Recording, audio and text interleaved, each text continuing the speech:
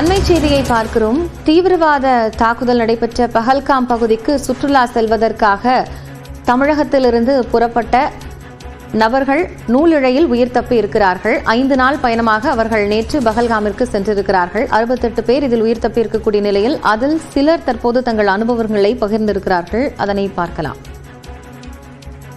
எங்களது அசோசியேஷன் மற்றும் தமிழ்நாடு ஃபெடரேஷன்ல இருந்து 68 பேரை கொண்ட குழுவா காஷ்மீர் சுற்றுலா பயணம் ஒரு 3 மாதத்துக்கு முன்னாடி ஆரம்பித்து சென்றிருந்தார்கள். நேற்று 5 நாள் சுற்றுப்பயணம்.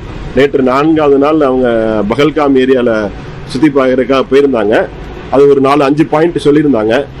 மார்னிங் கிளம்புறப்ப அவங்க கொஞ்சம் லேட் ஆகிடுச்சு. லேட் ஆனதுனால அவங்க அந்த இடத்துக்கு போக வேண்டிய சம்பவம் நடந்த இடத்துக்கு போகிறதுக்கு லேட் ஆனதுனால அவங்க முதல்ல எச்சரிக்கப்பட்டு இராணுவ உதவியுடன் அவங்க தங்கியிருந்த ஹோட்டலுக்கு திருப்பி அனுப்பி வைக்கப்பட்டார்கள். அனைவருமே மிக்க நலமுடன் உள்ளார்கள்.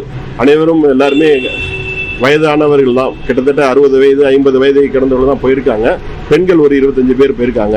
மொத்தம் 68 பேர். எல்லாருமே இன்றைக்கு கடைசி நாள் இது. இன்னைக்கு சகஜ நிலைக்கு திரும்பப்பட்டு பக்கத்தில் உள்ள இடத்துக்கு அவங்க போயிருக்காங்க. இன்று மதியத்திற்கு மேல் அவங்க கிளம்பி ஹைதராபாத் வழியாக ஒரு குரூப் இரவு 1 மணிக்கு சென்னை இறங்கிறார்கள் இண்டிகோ மூலமாக. இன்னொரு குரூப் மார்னிங் 8:30க்கு ஏர் இந்தியா மூலமாக சென்னையில் இறங்கிறார்கள். மதுரை வரக்கூடிய குரூப் நாளைக்கு இரவு வைகையில் சேர்வார்கள். அனைவரும் நலமுடன் உள்ளார்கள். நேற்று கிட்டத்தட்ட சாயங்காலத்திலேருந்து ஒவ்வொரு குழுவினரிடம் தனியாக 6-7 குரூப் தனியாக போயிருந்தனால எல்லாரோடையும் பேசிட்டு இருந்தோம். எல்லாருமே கொஞ்சம் பதட்டத்துடன் இருந்தாங்க. பேசுறப்ப கொஞ்சம் பதட்டம் தேவைப்பட்டது. ஏன்னா அவங்களுக்கு என்ன நடந்ததுன்னு தெரியல. நாங்கள் இங்கே நியூஸ் பார்த்து நிறையா சொல்லிட்டு இருந்தோம். அவங்களுக்கு என்னென்னு நியூஸ் தெரியல.